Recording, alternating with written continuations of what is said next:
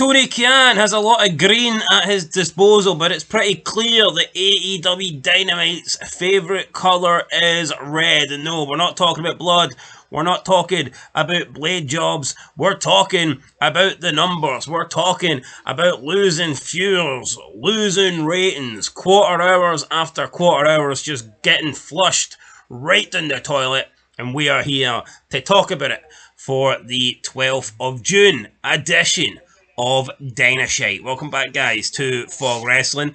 The overall number for the show was 681,000, down over 100,000 on last week's show. And for the first time this year, and for the first time in almost a full year, AEW Dynamite actually lost to NXT in the ratings. So not good news for AEW, but I think this is a sign of things to come. I predicted that by the end of June, Dynamite would maybe dip into the 600 territory. I'm not going to stick by that. I think they'll probably stay above 600, but I also said that I believe by the end of June they will start losing to NXT, and I got that one, I guess, right 3 weeks early.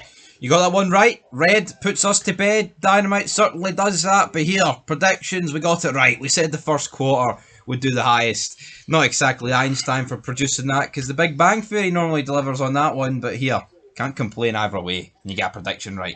I mean, I think with Dynamite, there's only been one show where the opening quarter didn't do the highest rating for this year. And I think it was last week. Yeah, so, I mean, I can't really look too much into that. What opened Dynamite last week? I've no idea what opened Dynamite last week. So no, it wasn't like MJF opened Dynamite last week. So that did the highest? Yes. I'm not convinced it did. I'm pretty sure the overrun did the highest. Nah, I don't think so. Anyway, forget about... get the rectangles out. Forget about last week. Let's talk about this week. Quarter 1, 8 o'clock to 8:15. Swerve Strickland, The Elite, Christopher Daniels, live promo. And then the introduction of the Dustin Rhodes Jack Perry match. Kicked off with 785,000 viewers and did 331 in the demo, which equates to 0.25. So, not a great start. We've seen the last couple of weeks, the opening quarter has actually been in the 900 territory. I think last week with MJF coming back, or the week before that, it was like 960 something. So yeah, this week we're talking nearly 200,000 down. And when you're starting with a quarter one of under 800,000, rather than starting it with something like mid 900, that's going to make a massive difference to your overall rating. So yeah, if AEW doesn't start off strong, you tend to notice that it just goes from bad to worse.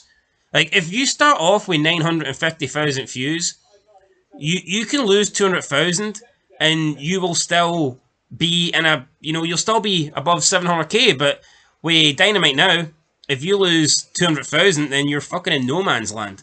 So, obviously, the higher you start, the more you can afford to lose and still get a acceptable rating. I think when Dynamite starts with this low number in quarter one, they're always in trouble. No, they are in trouble. They're doomed. We are in trouble. They're doomed from the get-go. And 785 would look like a decent number if it was in probably like, quarter 6, quarter 7, quarter 8. Not at this stage of the game. Far too early. I'm pretty sure last week there was only one quarter that dipped under 700k.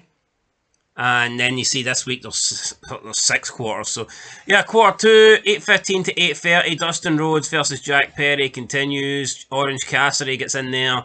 Mark Briscoe with a backstage promo. And then we get Rush versus Dion Roosman with post-match MJF.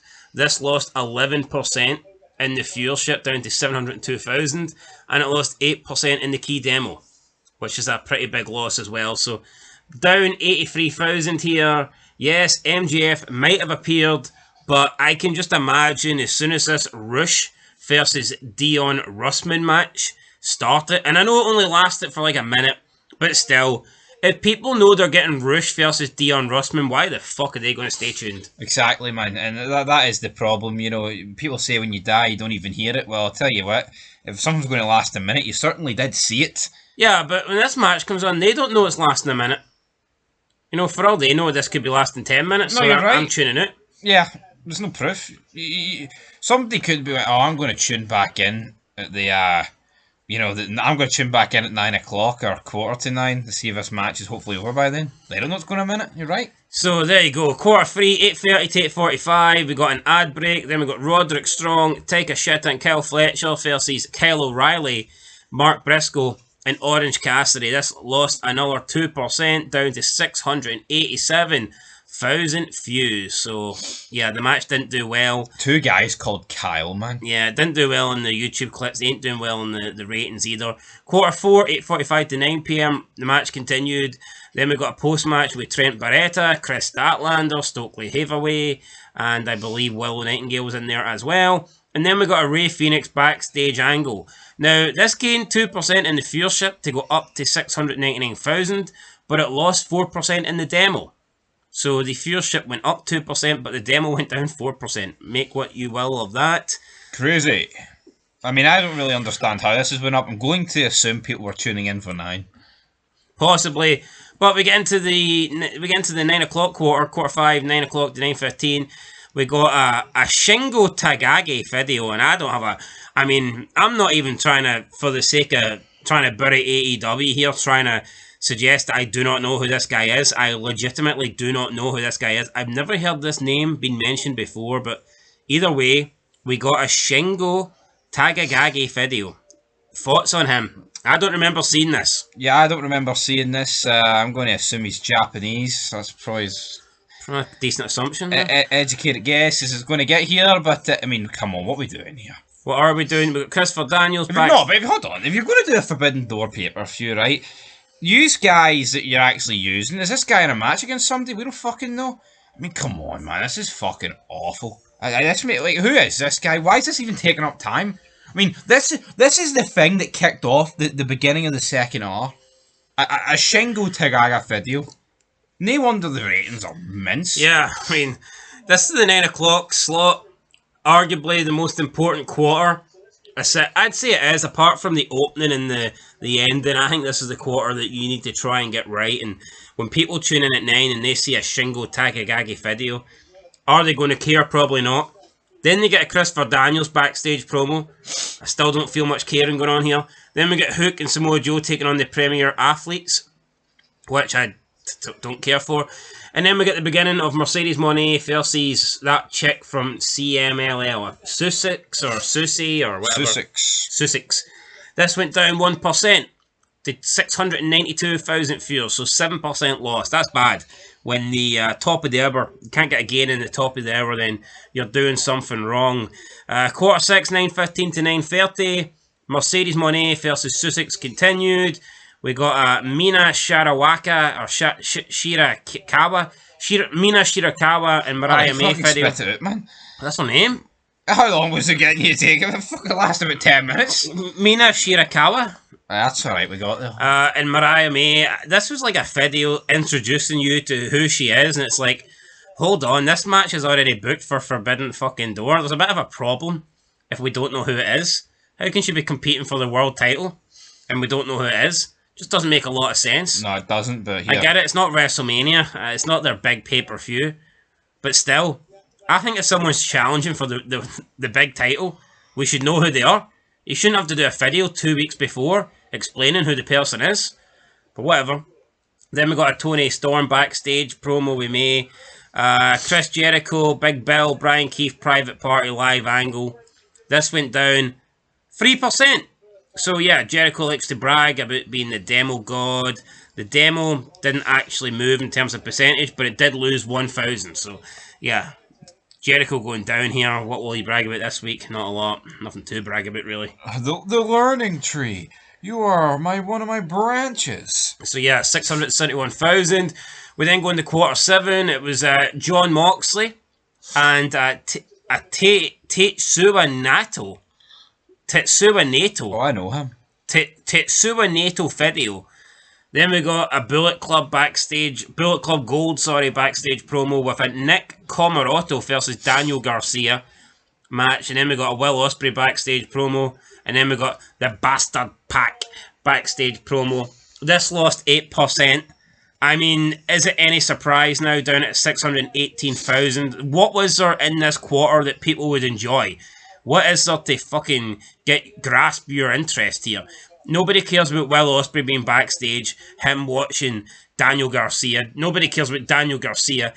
Pac showing interest in being in the TNT ladder match doesn't really do much for me. And a video introducing NATO, and with no idea. The only NATO I know is the one that's been funded. By Joe Bad. Yeah, that's the only NATO I know. No, that's the only NATO I know, but I mean, come on, what are we actually doing here?